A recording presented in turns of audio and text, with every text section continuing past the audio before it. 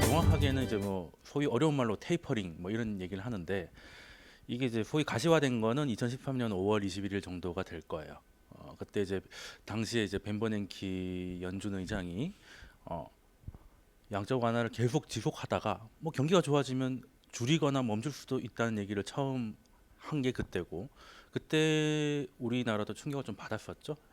해외 선진국이 한 7% 정도가 빠졌었고 선진국이 한 14% 정도 잠깐 조정을 받았던 기억이 있습니다. 그리고 나서 이제 그때 계획 그대로 3차 양적 완화가 이제 100억 달러씩 줄어들어서 이제 멈추기도 했고, 이제는 양적 완화가 멈춘 건 알고 계실 건데, 이제 소위 말하는 출구 전략. 이제 출구 전략이 이제 뭐예요? 이제 일을 벌렸으니까 이제 마무리해야 되는 거 아니겠습니까? 이제 소위 말해서 이제 돈을 풀다가 돈을 이제 그 풀었던 걸 이제 걷어가는 게 이제 금리 인상이라고 그 출발점, 정확하게 말하면 금리 인상이 출구 전략은 아닌데 일단 출발선이라고 봤을 때, 자 그러면 지금의 상황을 보면 뭐 요즘 정부에서 이런 말 많이 하지 않습니까? 이제 어떤 거냐 하면 이제 소위 이제 비정상의 정상화다. 지금이 사실 정상은 아니죠. 돈을 빌리는데 이자가 없다는 게 정상입니까?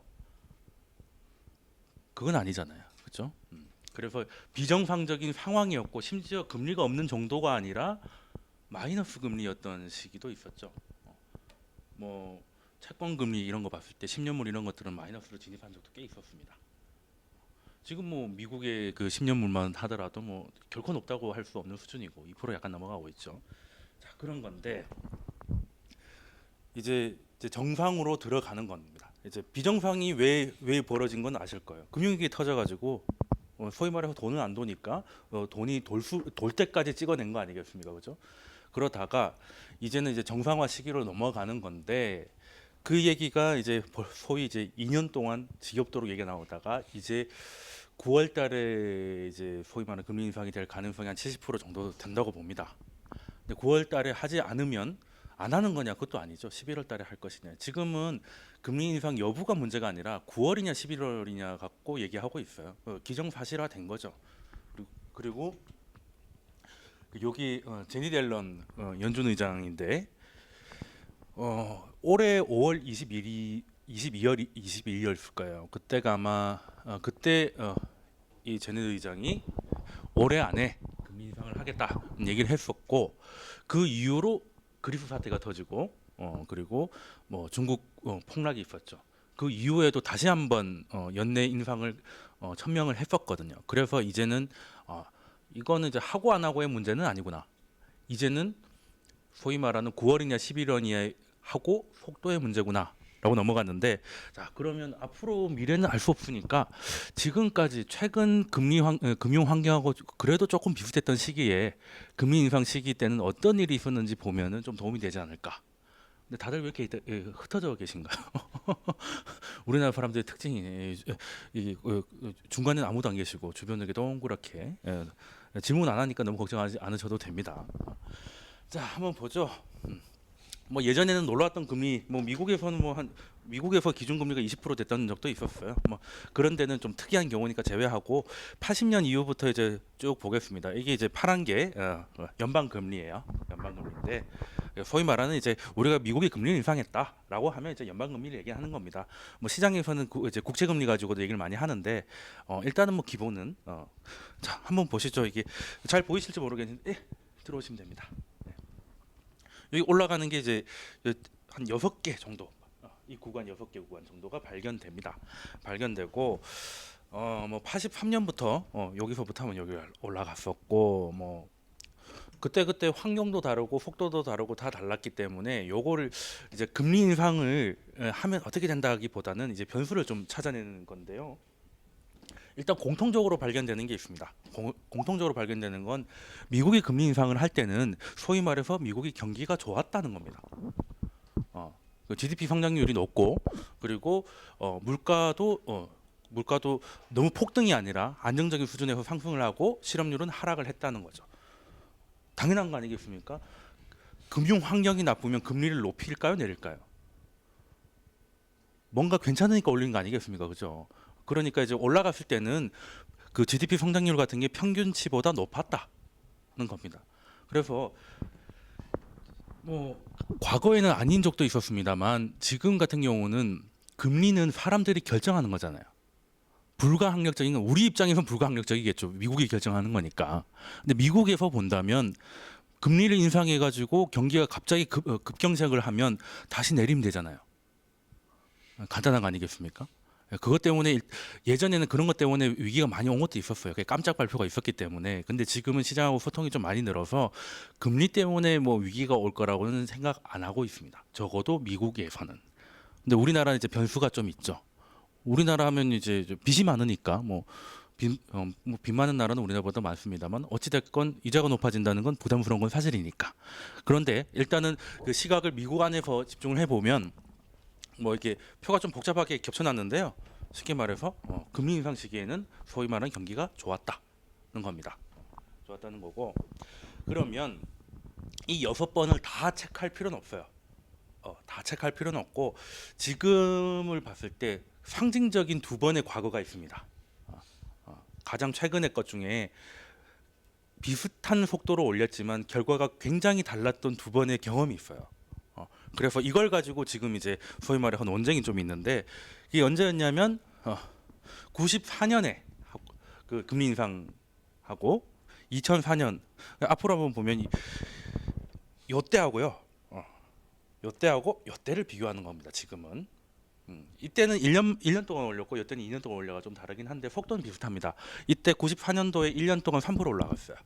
3% 올라갔고 그리고 요때는 2년 동안 뭐 그 1%에서 5.25까지 얼추 비슷하게 올라갑니다. 17번 동안 이제 나눠서 올라가는데 속도는 굉장히 달랐겠죠.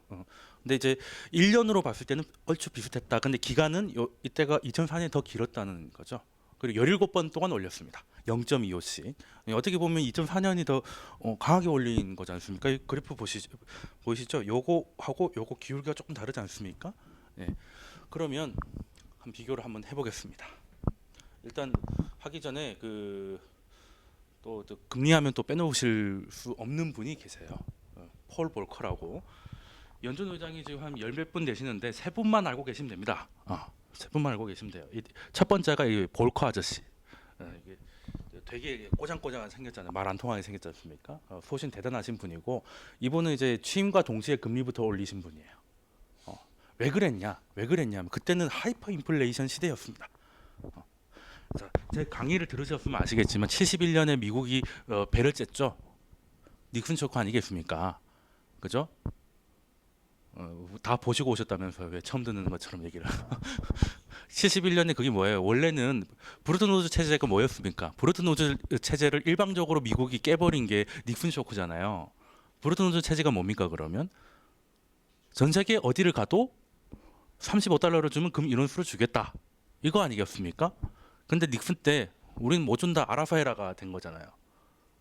그렇게 되면 이제는 돈 찍는데 제한이 없죠. 쉽게 말해서.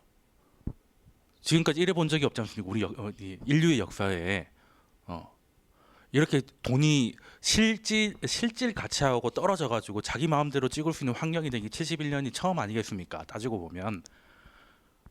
그러면 당연히 물가가 올라가겠죠. 그래서 당연 그 오일 쇼크가 왔고 오일 쇼크가 와서 물가가 올라가기보다는 저는 돈을 막 찍었기 때문에 오일 쇼크가 이제 모든 걸 뒤집어 썼다라고 생각을 좀 합니다. 아무튼 그렇게 돼서 실제로 오일도 엄청나게 올라요. 오일 쇼크 시작할 때 그 배럴 있지 않습니까? 그 드럼통 그때 그 50센트였어요. 근데 10년 동안 오일 쇼크가 2번 왔었죠. 2차 끝나고가 그 배럴당 8불까지 갑니다. 40배가 오는 거죠. 40배. 지금 기름값 얼마입니까? 한 1,800원 정도 되죠. 40배라고 생각해 보십시오. 제가 계산해 보니까 제가 집이 부산인데 부산까지 가는데 기름값 320만 원 들겠더라고요. 어머니랑은 이제 생이별을 하는 거죠. 다시는 못 보는 겁니다. 그 정도 물론 1년 만에 오른 게 아니라 10년 만에 오른 건데 굉장한 상승폭이지 않습니까? 40배면. 자, 그랬는데 그러다 보니 이놈의 물가 때문에 아무것도 안 되잖아요. 특히 제조업이 박살납니다. 그러니까 이 물가를 잡기 위해서 금리를 높이면 미국이 한때는 제조업이 강국이었잖아요. 메이드 인 USA가 전 세계를 그때는 이제 그런 말 있잖아요. 우리 어릴 때만 해도 삼촌들은 이제 물건을 볼 때 미제냐 국산이냐 이렇게 따져요. 미제는 무조건 좋은 거, 국산은 왠지 허접한 거. 일본 꽤 괜찮은 거, 독일 완전 좋은 거, 뭐 이런 거 있지 않습니까? 지금도 독일 제품들은 자사 브랜드보다 더 크게 독일 국기를 받고 있잖아요. 퍼실 이런 거 보십시오. 합성 제재. 독일 건진 다 아시죠? 집에서 빨래 하시죠? 예. 통에 보면 독일 국기가 더 크게 henkel 마크보다 독일 국기가 더 커요. 어. 근데 여담이지만 이제 그 합성 제재를 독일이 제일 먼저 만들거든요. 왜 만들었겠습니까? 뭐. 전쟁해야 되는데 그 전쟁통에서 빨래하기가 빡세잖아요. 뭔가가 필요했던 거지. 그래서 유대인을 가지고 막 기름을 짜가지고 만들다 보니까 이제 그 합성 제재가 좋구나 이렇게 된 거예요. 그래서 이제 퍼실이 지금 그거 저도 퍼실만 씁니다만 본의 아니게 PPL 하고 있는데 아무튼 아픈 과거가 있다 말씀드리고 싶고 그러면 일단은 볼코가 들어왔을 때는 물가부터 잡아야 돼 물가부터 저도 기억합니다 볼코가 79년 제가 태어났을 때 취임을 하거든요 이때 우리나라 물가 만만치 않았죠 새우깡이 50원에서 100원 됐던 시절 100원에 1년마다 100%씩 인상했던 시절이 있습니다. 비슷한 나이 기억하실까요? 그 예전에 소위 말하는 오락실 한 판에 50원이었다가 어느 날부터 100원으로 됐을 때 그 전날에 모든 잔돈을 털어가지고 이제 웃고 계신 분은 나이대가 드러나시는 거죠. 네, 그때 이제 하이퍼 인플레이션 아니 50원이 오른 게 아니고 100% 오른 거지 않습니까?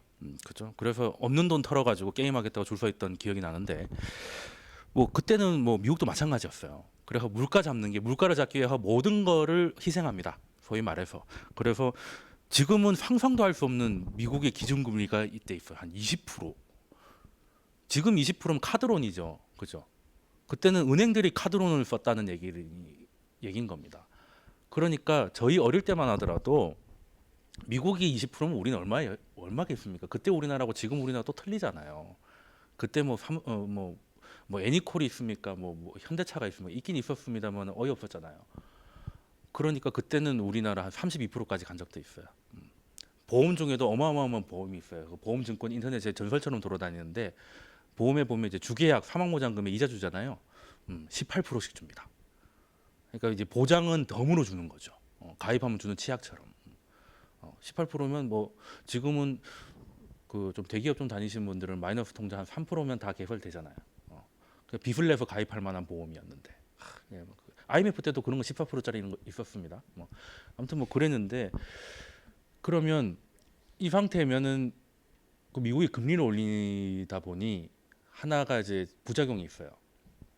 부작용이 있습니다. 소위 말하는 모든 약에는 부작용이 있을 수밖에 없지 않습니까? 보통 이제 우리가 먹을 수 있는 약 중에 가장 강력한 게 항암제 정도 생각할 수 있는데 항암제 먹으면 이제 대표적인 부작용이 뭔가요? 보통 암보다 항암제 때문에 죽는다 이런 말 많이 하지 않습니까? 제일 먼저 이제 토하죠. 먹을 수가 없어요. 그리고 두 번째 머리가 다 빠집니다. 왜 그러냐면 암세포가 빠르게 증식하잖아요. 근데 항암제는 암세포인지는 몰라요. 그냥 빨리 증식하는 애들 다 죽이는 거예요. 그러니까 우리 몸에서 가장 빠르게 재생되는 게 위점막이에요. 보름만 지나면 다 바뀝니다. 우리가 이제 화장실 가서 변을 보면 3분의 1은 위점막이라고 보시면 돼요. 그리고 두피, 머리가 자라니까.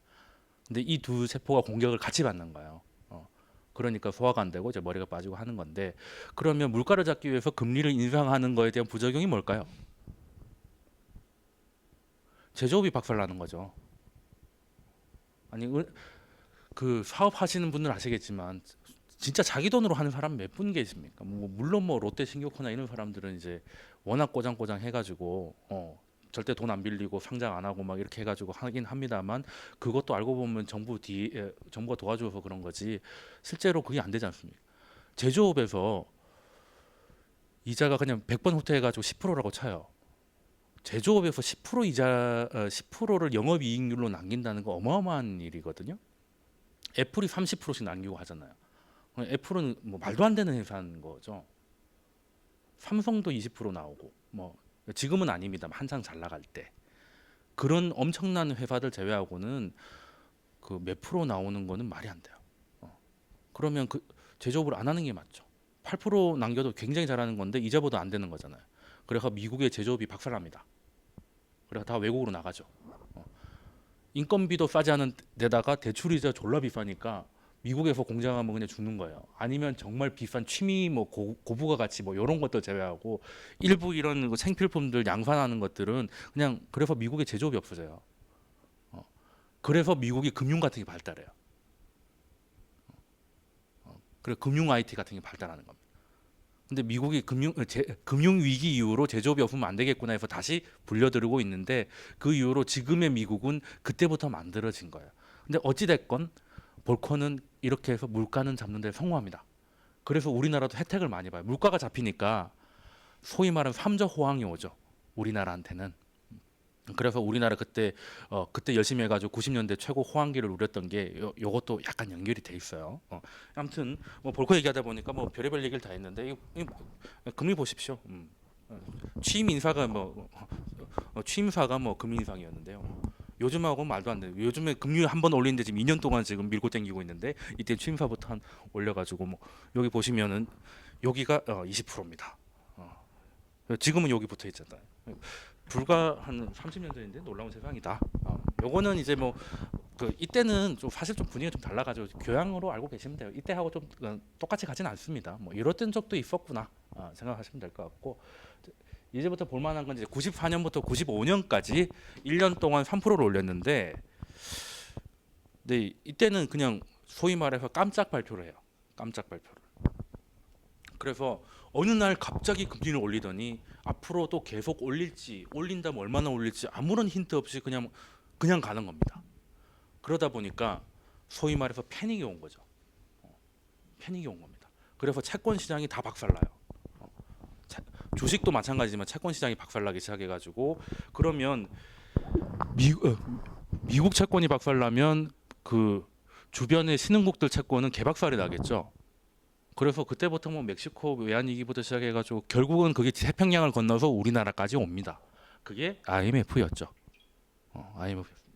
근데 우리나라가 그 태국이나 이런 더 힘든 나라보다 더 가혹하게 겪었던 이유는 이제 정치 리더십이 병신이었다는 겁니다. 파도가 오고 있는데 아니라고 계속 방송을 때리는 거죠.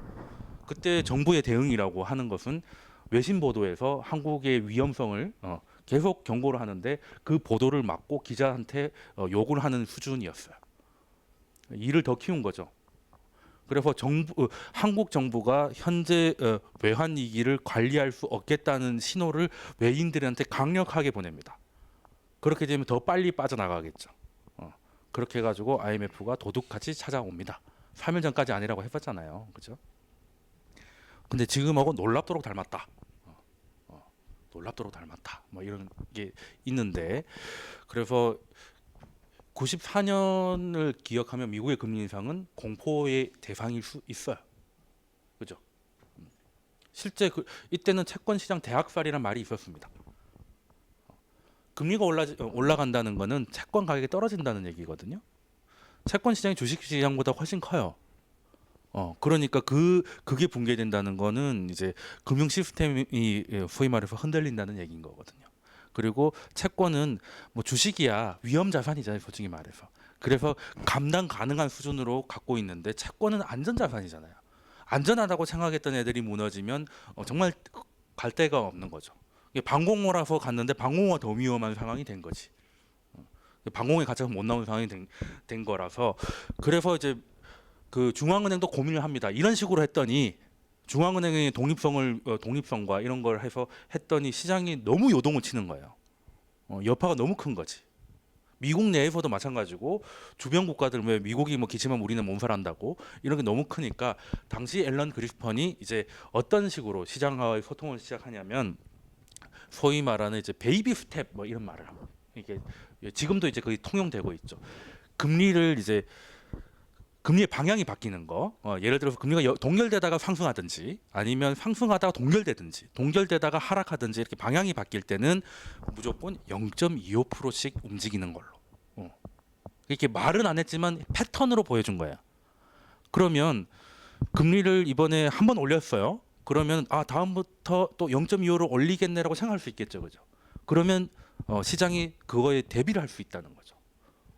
그렇게 해서 99년에는 그런 식으로 상승을 합니다. 그랬더니 오히려 채권 시장이 금리가 올라가면 채권 시장은 하락해야 되는데 오히려 채권 시장이 금리 인상이 딱 발표되자마자 다시 오히려 올라가는 놀라운 일이 벌어지는 거예요. 왜? 시장이 다 대비하고 있었다는 거죠. 그러니까 소통이 늘어났다는 거예요. 그러니까 시장과의 중앙은행과의 그 소통이 볼것 때는 그러지 않았고 그리스펀도 초기는 그러지 않았습니다만 나중에 이런 경험치를 쌓으면서 어찌됐건 금리 정책은 연준이 결정하는 거지만 그로 인해서 필요하지 않은 부작용을 시장이 너무 겪지 않도록 소통을 시작하는 겁니다. 소통을 시작한 거고 이게 벤버냉키로 바뀌면서 좀 더 발전을 해요. 좀 더 발전합니다. 벤버냉키는 분기별로 3월, 6월, 9월, 11월, 12월 이 정도 1년에 4번 정도 금리 인상 발표를 하든 FOMC를 하고 기자회견을 해요. 이때까지 연준은 그런 적은 없었습니다. 그냥 금리를 발표하고 그냥 발표할 때 그냥 쭉 읽어내리는 거죠. 그걸 받아가지고 어떻게 할지 우리끼리 막 고민하고 있었던 거예요. 근데 이제 기자들한테 질문의 기회를 준 겁니다. 얼마 전에 그 대통령 박근혜 대통령 대담화 있었지 않습니까? 그래서 기자들의 질문을 받지 않는 이런 거 있었는데 여기는 좀 거꾸로 가고 있는 거죠. 그래서 기자들이 정말 궁금한 것들을 물을 수 있는 거예요. 그래서 예전에 그래서 아까 5월 13일 테이퍼링 발언 이런 것들이 그때 나온 겁니다. 기자회견 때 나온 거예요. 회의 결과는 금리 동결인데 이후 그 기자회견에서 아니 그럼 언제까지 돈을 찍을 겁니까?라고 했더니 아니 돈을 찍다 경기가 좋아지면 그만 찍어야죠. 이 얘기를 한 거예요. 어찌 보면 굉장한 당연한 얘기인데 이런 얘기를 한 번도 한 적이 없었고 연준 의장이 또 한 적이 없었기 때문에 그러면 연준이 무한정 찍을 생각은 아닌가 보다라고 해서 소위 말해서 미국 쪽으로 돈이 다시 들어가는 이때부터 테이퍼링이 시장의 주요 키워드가 되는 거였어요. 예전은 이런 거 없었다니까. 이러지 않다가 어느 날 갑자기 금리가 인상되면 충격이 온다는 거죠. 근데 그래서 3차 양적 완화가 한 달에 850억 달러씩 찍는 거거든요. 850억 달러씩. 근데 이때부터는 벤버냉키는 어떻게 발전시키냐면 기자회견도 하고 이제 그 가이드라인을 줍니다. 실업률이 몇 프로 이하로 떨어지지 않고 물가가 몇 프로 이상 올라가지 않으면 돈을 계속 찍는다고 아예 그냥 기준을 알려줘요. 그러니까 굳이 발표하지 않아도 이번에 어떻게 될런지 다 알 수 있도록 그냥 표를 보여준 겁니다. 그 소통 방식이 점점 지나가고 있는 거죠. 그리고 거기에서 그 기준을 크게 벗어난 적이 없어요. 그리고 예를 들어서 지금 앨런 의장 같은 경우는 물가 상승률이 2%를 넘어가지 않으면 금리 인상을 한 적이 없어요. 물가가 상승하지 않는데 금리를 높이면 디플레이션이 올 수 있기 때문에 금리를 안 올리거든요. 근데 문제는 2%가 안 올 것 같으니까 아무리 해도 2%가 안 올라갈 것 같으니까 앨런 의장이 어디 가가지고 이제 그냥 혼잣말 비슷하게 안 돼도 할 수 있지 이런 식으로 자꾸 힌트를 줍니다. 왜 가이드라인하고 다르니까. 그런 것들이 중요하다는 건데 벤버냉키도 그랬어요. 그래서 그 볼 것 때까지는 안 가더라도 그리스펀 시기만 하더라도 굉장히 좀 분위기는 다르다라고 보시면 돼요. 그래서 2004년 이럴 때하고 굉장히 다르다라고 보시면 되고 그래서 그 3차 양적 완화 때는 850억 달러가 작은 거 아니에요. 우리나라 1년에 우리나라 전체가 버는 돈이 얼마인지 아십니까? 수출해 가지고 우리나라 기업들 1,800개 상장 기업들이 있잖아요. 1년에 장사해서 얼마 벌까요? 한 2013년 기준인가 한 860억 달러 정도 봅니다. 그러니까 한 1,000조 정도 되겠죠. 그죠? 근데 그걸 한 달에 한 번씩 찍어내는 거야. 한 달에 대한민국 하나씩 뚝뚝 떨어지는 겁니다. 놀라운 일 아니겠습니까? 그죠? 그래서 미국은 하느님이 보호하는 나라다. 그런 식의 방식을 할 수 있는 나라라는. 오늘 카페에 누가 질문을 올려놓으셨던데 경제학 공대생님이 미국에 빚이 많은데 그 어떻게 해야 할 겁니까? 오늘 오셨으면 좋았을 텐데 답은요. 미국은 뭐하러 갚습니까? 안 갚아도 돼요. 미국은 하느님이 보호한 나라라. 미국은 디폴트가 있을 수가 없는 나라죠. 미국은 빚을 졌는데 달러로 빚을 졌어요. 미국이 원화로 빚을 졌으면 그 환율이 1달러당 1원이 되든지 뭐 어떻게 해가지고 위험이 올 수 있겠지만 달러 비수로 냈는데 달러에 자기들이 찍잖아요. 망할 그러니까 미국은 잘 되기보다 망하기가 더 어려운 나라입니다. 구조가 그렇지 않습니까? 이게 기축통화 프리미엄이에요. 그 미국의 최고 수출품은 뭐다? 달러다. 아 그러지 않습니까? 그러니까 미국의 부채 부담은 되죠. 부담은 됩니다. 근데 부담스러울 뿐이에요. 그리고 미국이 그걸 다 갚아버리면 그것도 곤란합니다. 그거는 미국이 시위하는 거 되는 거죠. 다 갚아버리면 그것도 얘기 복잡한 건데 그러니까 미국의 부채 괜찮습니다. 우리 걱정해야지 남의 나라 걱정할 필요 없다는 것이고요. 아무튼 그래서 850억 달러씩 찍다가 이제 한 달에 100억 달러씩 줄여가지고 이제 종료가 됐어요. 그러면 시장에 없던 돈이 100억 달러씩 줄어가지고 이제 그렇게 되면 주가는 좀 떨어져야 되지 않습니까? 그만큼 찍어낸 돈이 줄어드니까. 그런데 한 달에 얼마씩 줄이고 어떻게 할 거라는 걸 다 알려주니까 대비가 끝났잖아요. 그러니까 그 와중에도 미국 주가는 사상 최고치를 계속 찍어가는 겁니다. 어떻게 그래서 그 제가 뭐 카페나 이런 데 보면 질문 올라온 것 중에 대부분 혹은 뭐 제가 개인적으로 만든 질문 중에 30% 이상이 어떻게 공부하면 됩니까? 무슨 책을 읽어야 되나요? 라고 하는데요. 가서 보시면은 그 우리 소위 교과서적인 책들이 있습니다. 2008년 이전에 나온 책들은 굉장히 의심스러운 표정으로 보셔야 돼요. 2008년 이전하고 2008년 이후는 다른 세상이에요. 교과서적으로는 주식 시장하고 채권 시장이 동시에 갈 수가 없지 않습니까? 근데 동시에 가고 있잖아요. 이걸 어떻게 설명할 겁니까? 예전에는 소위 말하는 이런 공격적인 그리고 이런 양적 완화가 경제학에는 변수가 아니었대. 이걸 보고 untraditional이라고 해요. 양적 완화를 비전통적인 통화 정책. 이게 무슨 말이겠습니까? 전통적이지 않다는 거죠. 그런데 문제는 이제 이게 새로운 전통으로 자리를 잡았어요. 미국만 그럽니까? 미국이 3차 양적 완화로 850억 달러 찍다가 말았잖아요. 근데 지금 일본하고 유럽이 찍고 있는 돈이 한 달에 1,200억 달러가 넘어가요. 이제 미국이 안 해도 주변 날개들이 찍어주고 있는 겁니다. 하다못해 중국도 160조 정도로 뭐 주식에다 때려붓고 있잖아요. 거긴 뭐 양적 완화는 아니지만 정부가 돈이 많아가지고 그냥 막 확 붓고 있는 거고 그런 거 보면 부럽습니다. 진짜 저런 나라에 살아야 되는데 싶기도 하고. 아니 뭐 우리나라는 뭐 주식 떨어지면 나 몰라라 하지 않습니까? 뭐 말은 뭐 주식 투자 뭐 그래놓고는 뭐 재벌들이 이렇게 상속하는 거는 다 눈 감아주고 뭐 이런 건데 뭐 그렇다고 뭐 중국이 제대로 된 시장이라고 볼 수는 없습니다만 이번 때문에 중국이 시내를 많이 잃은 건 맞아요. 그거는 시장에 맡기는 게 아니잖아요. 그렇긴 한데 그 의지만큼은 부럽다는 것이고 아무튼 뭐 그러다 보니 그 예전 책들 그래서 지금 우리나라 트레이더들도 지금 이제 펀드 매니저들도 가만 보면은 좀 나이 드신 분들은 요즘 좀 소위 말해 절절 기고 있어요. 근데 젊은 친구들이 되게 잘합니다. 이게 사람이 나이가 들면 자연적으로 느는 게 두 가지가 있어요. 걱정이 늘고요. 그리고 고집이 늘어납니다. 근데 이 두 개가 만나면 놀라운 시너지가 돼서 결국에는 걱정과 그 고집이 섞이면 꼰대가 되는 거거든요. 근데 그렇게 되면 이제 이렇게 빠른 변화에서는 적응이 안 되는 거예요. 그래서 예전 논리하고에서 상대적으로 자유로운 젊은 친구들이 더 잘한다는 거죠. 그리고 그 얘기가 나온 김에 말씀드리면 예전에는요, 그 우리나라 그 분들이 주식 투자할 때 가장 많이 하지만 가장 어이없는 말 중에 하나가 뭐냐면 이제 대형주가 우량주라고 생각하시는 거예요. 우량주 수익 나는 게 우량주지 큰 회사가 우량주는 아니죠. 그러니까 우람주가 아니에요. 우람하다가 아니고. 그러니까 그 근데 그 논리는 그거죠. 망하진 않는다는 거거든요. 근데 코스닥에 정말 그 말도 안 되는 뭐 1,000원짜리 뭐 이런 깃털주 제외하고는 회사가 망해서 망하는 경우는 별로 없습니다. 물론 주변에 보면 의외로 그런 분들이 경험이 있으신데 그거는 내일 망해도 전혀 이상하지 않은 회사를 투자한 것뿐이에요. 투자 법이 잘못된 거지.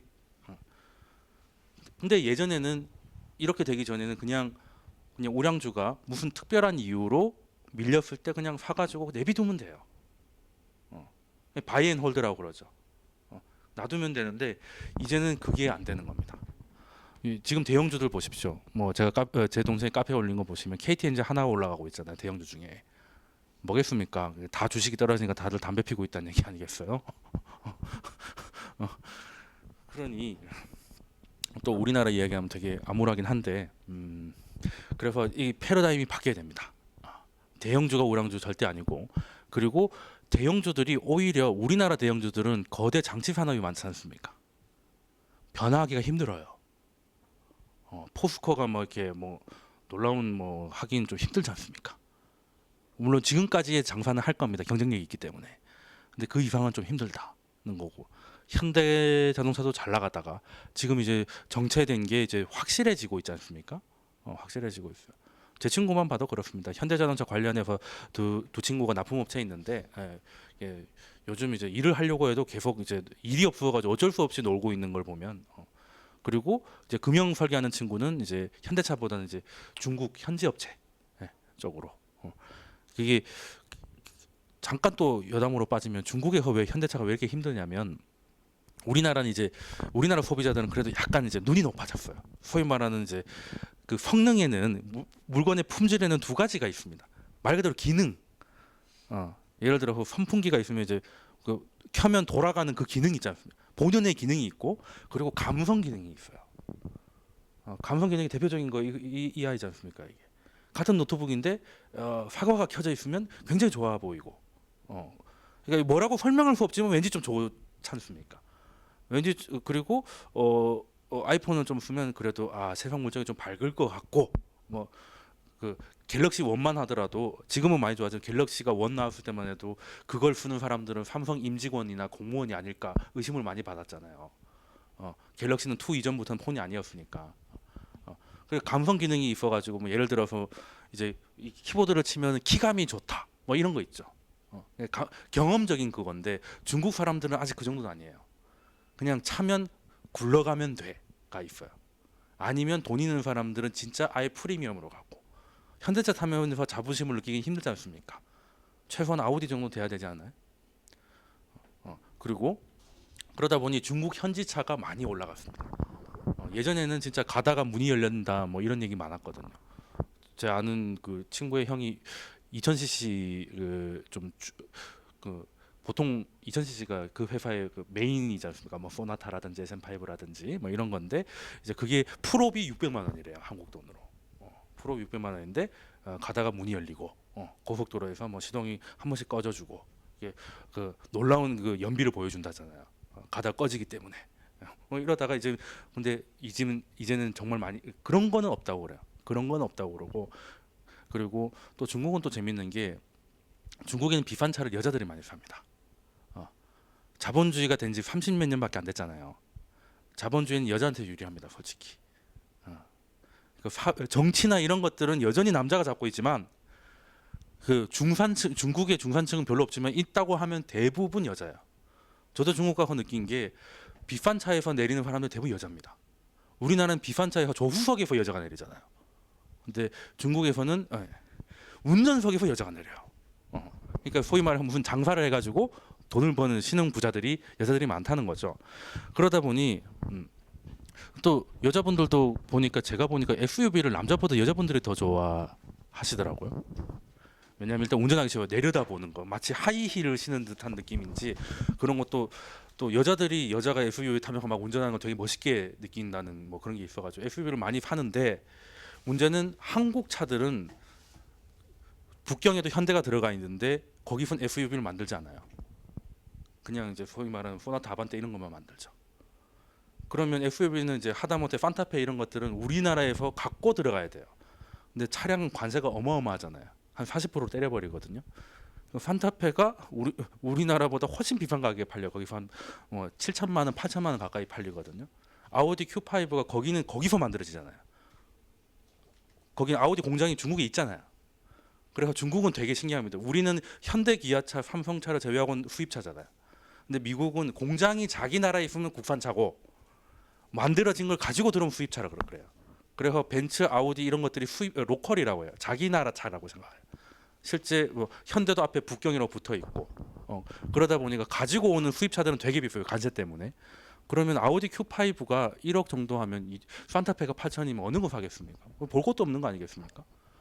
그러니까 이제 현대가 이제 그리고 LF 소나타를 도요타보다 더 비슷한 가격으로 내놨고 지금 현대차가 10% 할인하고 있어요, 중국에서. 근데 뭐 차가 10% 할인 놀랐지 않습니까? 근데 도요타는 25% 하고 있습니다. 엔저의 힘이죠. 어이없습니다. 그러니까 세대 사면 한 대를 그냥 공짜로 주는 게 그런 건데 뭐 아무튼 근데 현대는 뭐 사실 앵고 시절에 재미 좀 많이 봤잖아요, 그죠?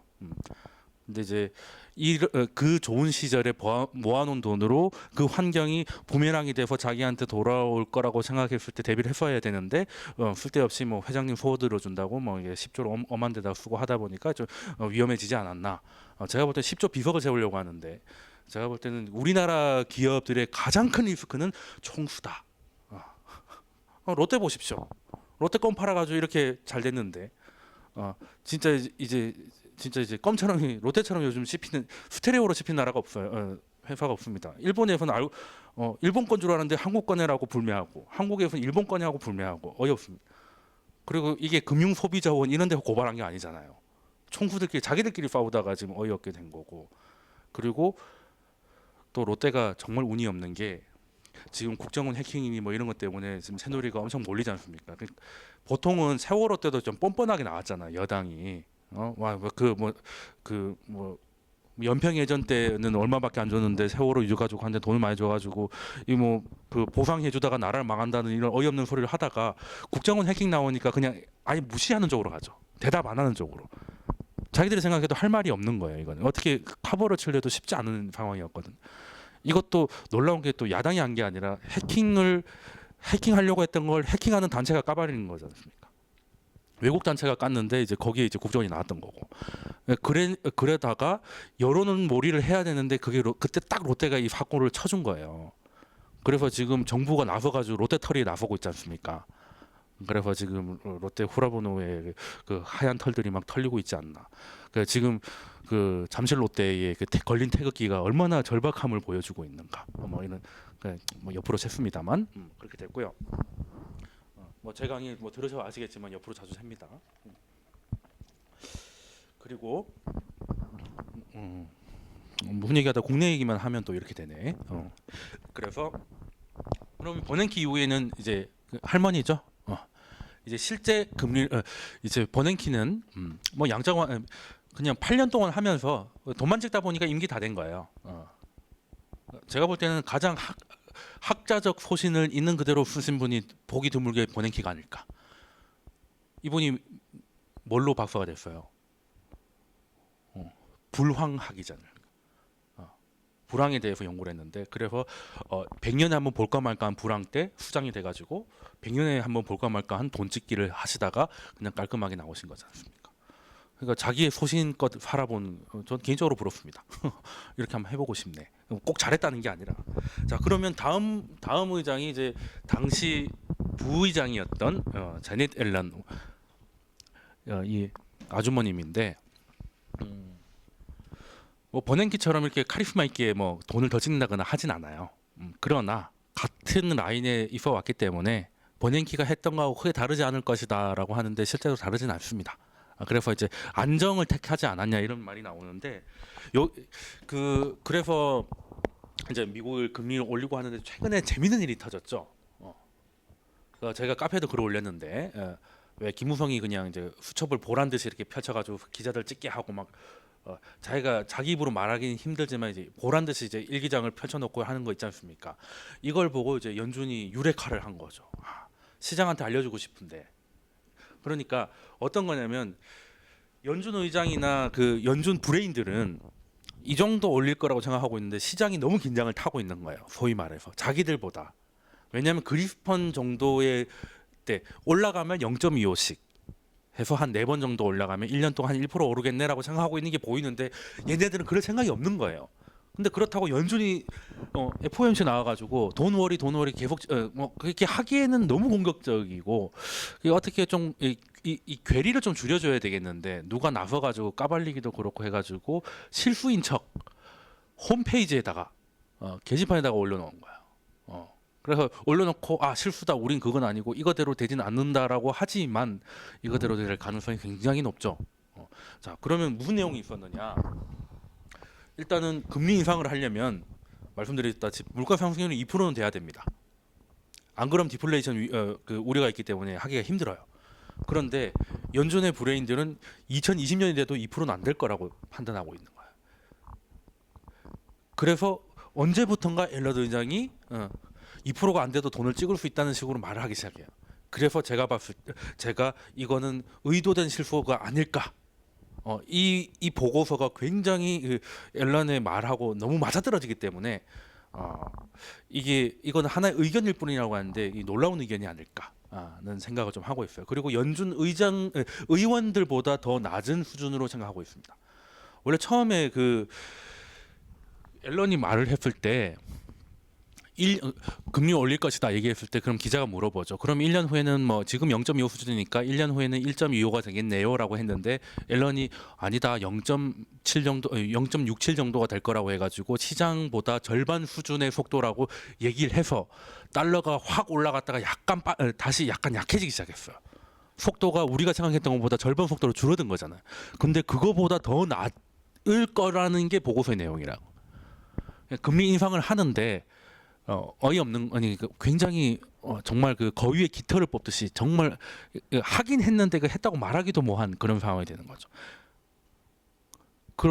그리고 그래서 속도와 제일 중요한 건 속도인데 속도는 제가 봤을 때는 그래서 제가 소문난 잔치라고 말을 썼던 게 막상 오픈하면 별거 아닐 것이다.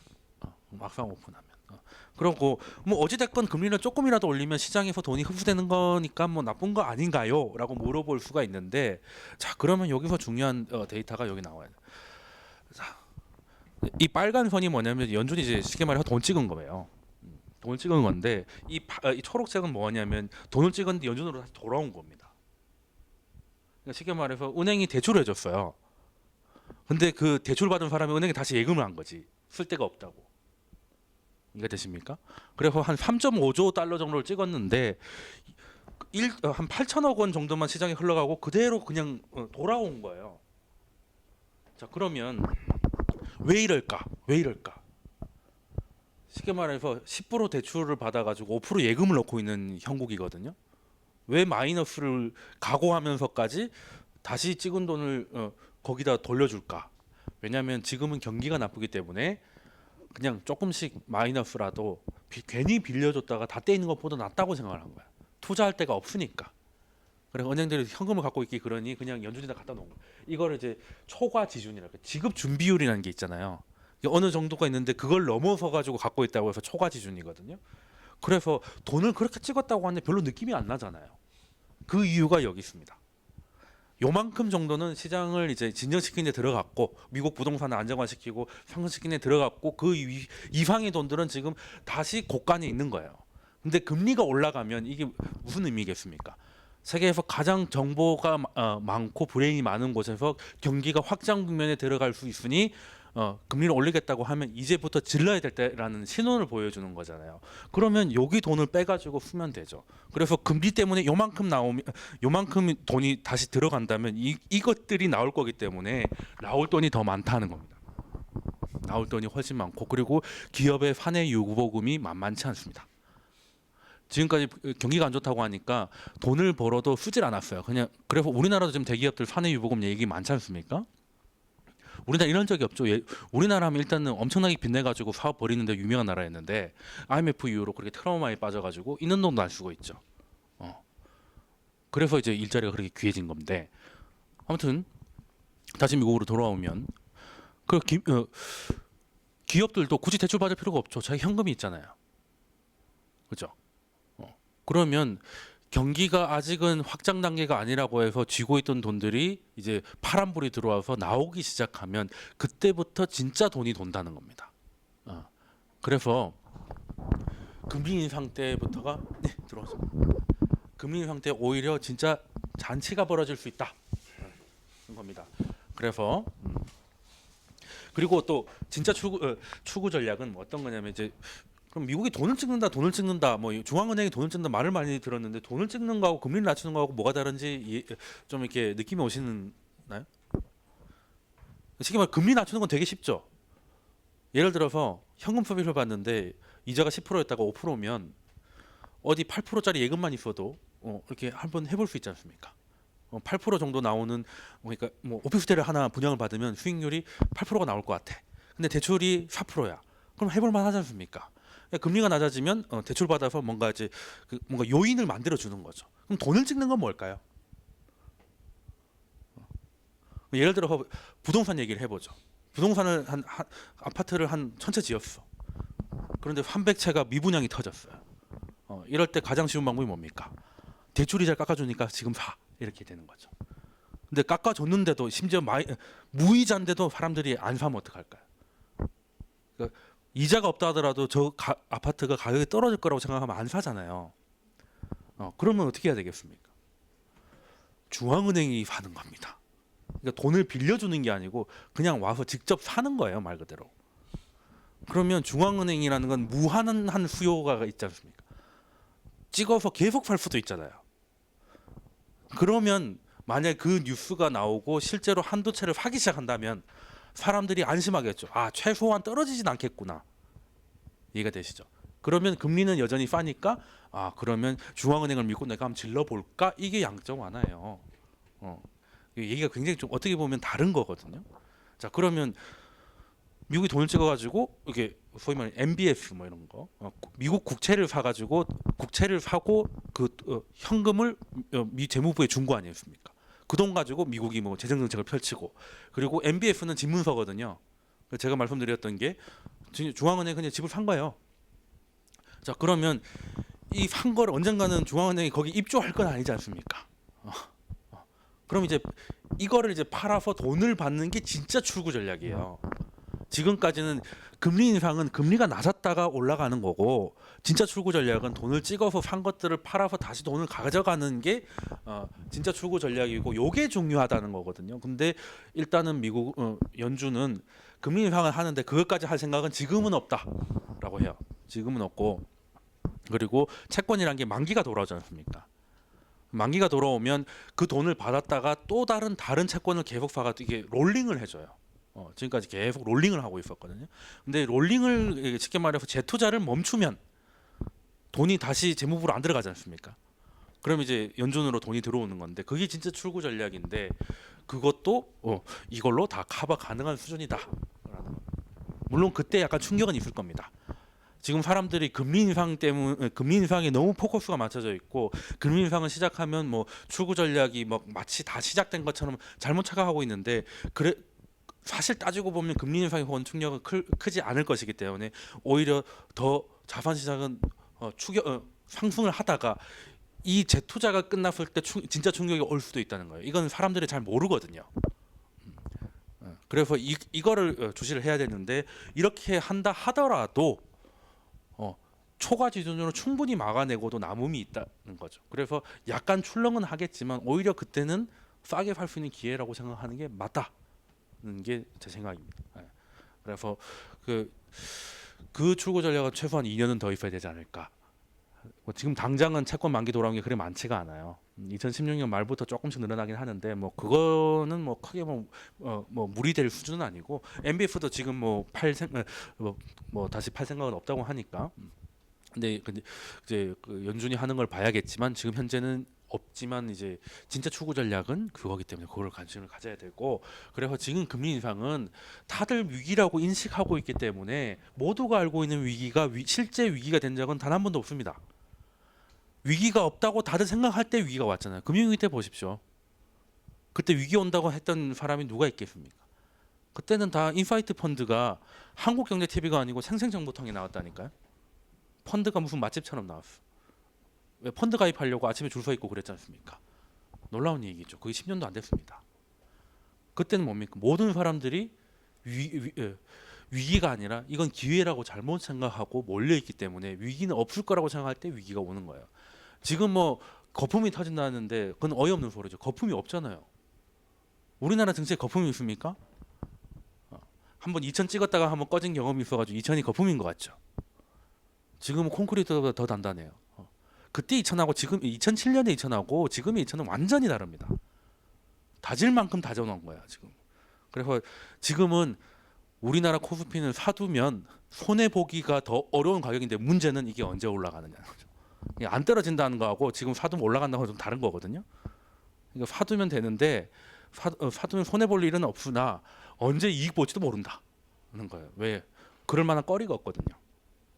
우리나라 그뭐 5대 산업 중에 다 보십시오. 우리나라를 지금 현재 대한민국을 만들어낸 거.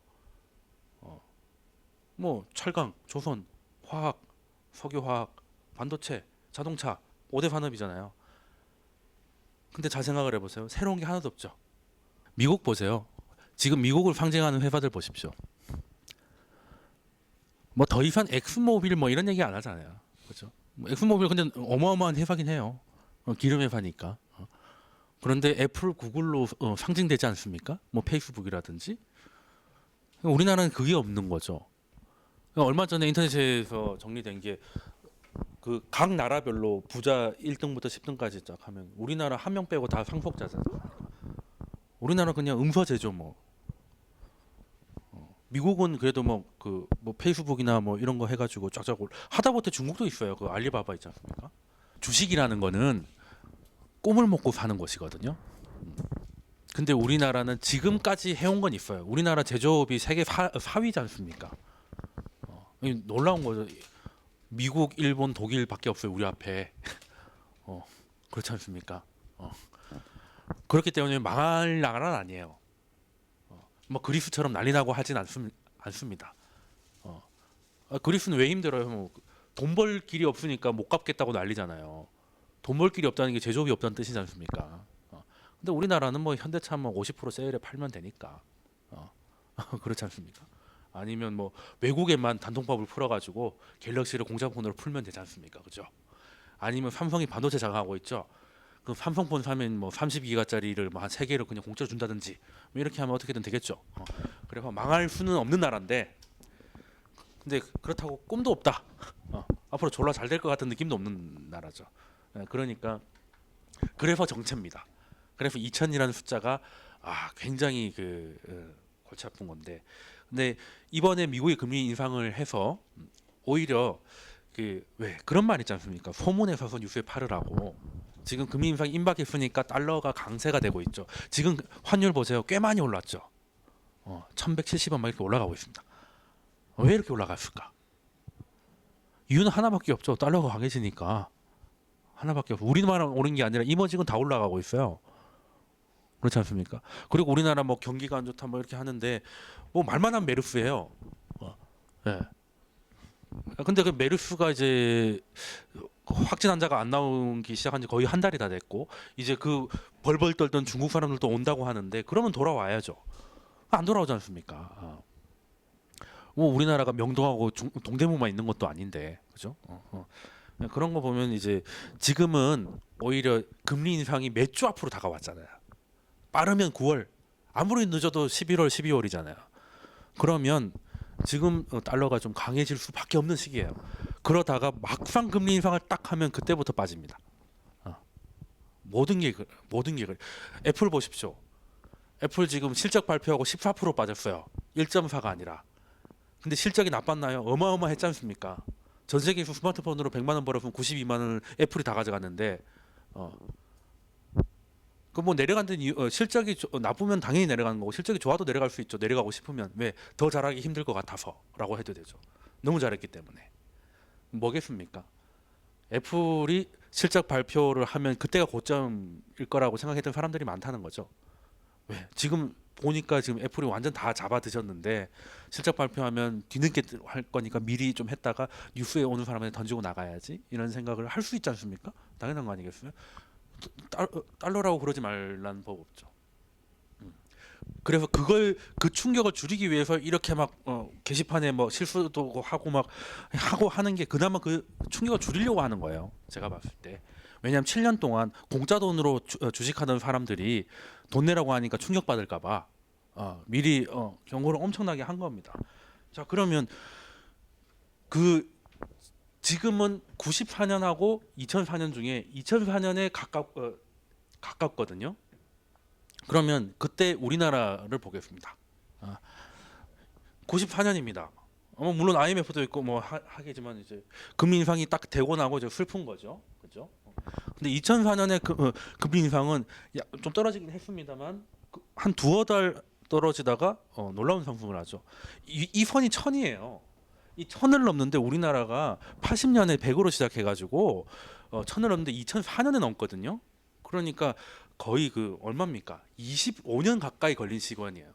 근데 그 미국의 금리 인상 하나 때문에 그냥 뚫고 그냥 거짓말같이 2000까지 간 거예요. 그러니까 이게 모든 게 그 인생은 왜 운칠기삼이라고 하지 않습니까? 진짜 그런 게 제가 볼 때 투자도 운칠기삼이에요. 제가 볼 때 운구기일이에요. 예. 근데 운이 언제 터질지 모르니까 운이 터질 때까지 버티는 게 능력이에요. 근데 운이 오기 전에 막 겁먹어서 부안해동 하다가 기회가 나올 때 빈털터리가 되어 있을 때가 제일 슬픈 거죠. 대부분 그러고 있습니다. 그런데 자, 뭐 여기 예를 들어서 그래 인덱스를 투자를 해가지고 장기 투자를 해야지. 여기 들어가셨다가 여기 파셨으면 어쩔까요? 똑같은 거죠. 20 몇 년을 했는데 그리고 팔고 나니까 따블이 된 거예요. 돌아버리는 겁니다. 이거는 그런 그러니까 30년을 그러니까 2006년에 올라갔으니까 그래 그 26년 동안 투자를 하다가 마지막 2년 동안 헛짓거리를 하면 망고 도루묵인 거죠. 아니 안 하니만 못한 거죠. 차라리 이때는 은행 금리 높았잖아요. 그냥 예금 그러니까 주식에 돈 버는 사람 없다는 말이 나오는 겁니다. 그죠? 근데 이게 과연 어려운 일일까? 자, 그러면 미국 금리 인상 이런 것까지 모르겠다 하더라도 소위 말하는 기술적 분석 차트 펼쳐놓고 줄 끊는 거 있잖아요. 자, 한번 보실까요? 자, 이 사람이라는 것도 이게 보면 1000을 3번 시도를 했잖아요. 보이는 대로, 그죠? 사람도 우리나라 사람들 3~4번 있지 않습니까? 3번 했는데 안 되면 이제 영원히 안 된다라는 생각을 할 수 있겠죠, 그죠? 그래서 포기를 하다가 뚫고 나니까 이 억겹의 세월 동안에 파인 한이 한꺼번에 터지는 거죠. 왜냐하면 이 선은 진짜 저항선이었어. 소위 말하는 넘을 수 없는 벽이었는데 넘고 나니까 벽이 없죠. 가본 적이 없으니까 그냥 저 몽골 대평원이 펼쳐진 거예요. 그냥 말 타고 뛰어가는 거죠. 가다 보니까 이제 여기까지 왔으니 여기까지 오니까 이제부터 슬슬 겁이 나기 시작하지. 집으로는 어떻게 가나 이런 생각이 드는 거죠. 그러다 때마침 근육위가 터져가지고 박살이 났다가 지금도 보시면 또 2000까지 왔다가 이렇게 여기서 막 이렇게 에너지를 응축하고 있죠. 에너지를 응축하고 있습니다. 근데 재밌는 건 여기서 제가 줄을 그어놨죠. 왔다 갔다 하는데 아래쪽은 계속 올라가고 있죠, 그죠? 위쪽은 똑같은데 이게 뭐겠습니까? 이렇게 되면 위든 아래든 터지게 돼 있어요. 그런데 위로 터질 확률이 높다는 걸 보여주지 않습니까? 왜? 이 세월을 압축해 놓으면 딱 이 그림이잖아요. 그리고 이때도 우리나라가 2004년에 뭔가를 잘해서 2000으로 간 게 아닙니다. 미국이 2004년에 금리 인상을 굉장히 시장 친화적으로 했고 그것 때문에 채권 시장이 안정적으로 돌아갔고 그것 때문에 오히려 달러들이 미국으로 들어갈 줄 알았던 그 돈들이 신흥국 쪽으로 유입되기 시작하면서 그리고 한국은 당시 IMF를 겪고 나가지고 외환보유고나 이런 것들을 많이 마련해놨기 때문에 상대적으로 안전해 보였기 때문에 한국으로 많이 온 거예요. 그래서 갑자기 따블이 된 겁니다. 이유는 되게 간단해요. 외국인들의 간택을 받은 거예요. 우리는 저기 한 13번 후궁 정도 됩니다. 그러니까 10년에 한 번 정도 왕이 드시는데 제가 볼 때는 그때가 이제 오늘 침소가 들지 않을까 하는 생각을 좀 하고 있어요. 왜냐하면 신흥국들한테 돈이 좀 많이 들어가 있는데 신흥국들에는 진짜 현금으로 산 비중은 한 10%가 좀 안 됩니다. 그러니까 외국인들이 신흥국에다 투자를 할 때 진짜 현금으로 산 한 10% 정도밖에 안 되고 대부분 40% 정도가 소위 말해 땡겨서 한 거예요. 땡겨서 한 건데 그래서 좀 안정성을 많이 따지거든요. 빌려서 투자를 했기 때문에. 근데 우리나라가 선진국은 아니지만 후진국 중에선 대가리거든요. 그러니까 우리나라가 슬픈 게 경기가 좋으면 선진국이 아니라는 이유로 못 따라가다가 경기가 나쁘면 후진국 중에 돈이 많다는 이유로 두드려 패는 거죠. 그러니까 글로벌 호구가 된 건데 그래서 지금 지금은 신흥국적으로 돈을 쏠 상황이 아닌 거죠. 미국이 금리 인상을 한다고 하니까. 근데 막상 하고 나가지고 그게 이제 시장에서 완전히 재료가 드디어 노출이 되고 그게 감당이 되면 다시 돈들이 나올 건데 거기에선 한국은 그래도 제법 매력이 있다는 겁니다. 그 5대 산업이 뭐 구식 산업이기는 하지만 그래도 소위 말하는 팬더멘털 뭐 이런 거 있죠. 외환 보유라든지 뭐 이런저런 것들이 있어가지고 다는 아니겠지만 일부분이 한국으로 들어올 것이고 그렇게 되면 뭐 이 정도까지는 아니라도 한 번에 레벨업을 하고 나서 한국은 망할 것이다. 그 이상은 없다. 저는 그 이상은 진짜 없어요. 왜냐하면 그때는 이제 그 이후에 예를 들어서 2000 뭐 한 25년에 미국의 금리 인상 가지고 얘기를 한다. 그때 한국이 뭐라고 있을지는 참 암담하기 때문에 이때 소위 말하는 우리나라 대형 수출주로 재미를 보고 한국 투자는 끝을 내셔라. 왜? 이 나라는 이제 망하진 않지만 저성장이 고착화될 것이기 때문에 여기서 먹을 게 없다는 겁니다. 왜? 주식 시장은 꿈을 먹고 산다. 미국의 꿈이 있어요? 한국의 꿈이 있어요? 볼 것도 없지 않습니까? 우리나라 더 늙었어요 지금. 그렇지 않습니까? 그렇기 때문에 지금은 오히려 지금 이제 소위 말해서 땡길 때다라는 겁니다. 기회가 왔고 근데 너무 임박해서 조금 안타까울 정도죠. 한 2년 정도 준비를 했다면 예를 들어 미국에서 테이퍼링 얘기 나왔을 때 2013년부터 미국에 준비를 하다가 달러 인덱스가 달러의 가치거든요. 달러 인덱스가 고점을 찍고 하락하기 시작하면 그게 무슨 말이냐면 이제 더 이상 미국으로 달러가 들어오는 게 아니라 다시 나가고 있다는 뜻이거든요. 그때 신흥국 쪽으로 넘어가면 2년 동안은 미국에서 안정적으로 수익을 냈잖아요. 다우존스나 뭐 S&P 기준으로 한 30% 가까이 상승을 했거든요. 그렇게 불린 돈으로 신흥국으로 가서 신흥국은 미국보다 가볍잖아요. 또 달리면 또 가벼운 것들이 빨리 가요. 그런데 이제 한 나라에 하기는 힘드니까 제가 포트폴리오적으로 들어갔을 때 이머징에서 또 다른 기회가 있는데 그 이머징은 한국도 포함이다 라는 겁니다. 그래서 지금은 온실기삼 중에서 운의 시기가 왔다는 겁니다. 그래서 남들이 그냥 경제 기사나 이렇게 습관적으로 해요. 미국의 금리 인상을 앞두고 뭐 이렇게 되게 뭐 엄청난 악재가 있는 것처럼 그냥 흔히 아무 생각 없이 기계적으로 말을 하고 있잖아요. 그래서 위기가 상식이 됐을 때 기회가 온다 겁니다. 그리고 그것 때문에 나중에 또 기회가 됐을 때는 또 위기를 대비를 해야 되는 것이고 투자는 간단한 것입니다. 그래서 잠깐 5분만 쉬었다가 마무리하도록 하겠습니다. 그런 말이 있어요. 금은 망하지 않는다. 안 망하죠. 금이 왜 가치가 있습니까? 녹슬지도 않고. 그런데 제가 금이 1kg가 있어요. 말만으로도 기분 좋지 않습니까? 그런데 이게 이제 재테크에서 보면 금은 가지고 있어봐야 이자가 안 나와요. 그죠? 근데 저금리일 때는 어차피 이자가 거의 없으니까 금이 낫겠죠. 안전하니까. 근데 금리가 높아지는데 금이 매력적일까요? 금으로 갖고 있음으로 해서 저 채권 이자를 포기하는 거잖아요. 그럼 포기해야 될 돈이 점점 커지잖아요. 금리가 올라가니까. 그러면 금값이 떨어지죠. 그런데 금 사자는 분들을 보면 이제 이런 얼치기들이 물론 뭐 이제 중1들은 이제 수능 때 금융을 배운답니다. 근데 문제는 누가 가르칠 거냐는 거죠. 우리나라는 금융이 우간다 수준이에요. 실제로. 실제로 우간다. 제가 볼 때는 이제 계모임 이후로 한국의 금융 역량은 끝이다.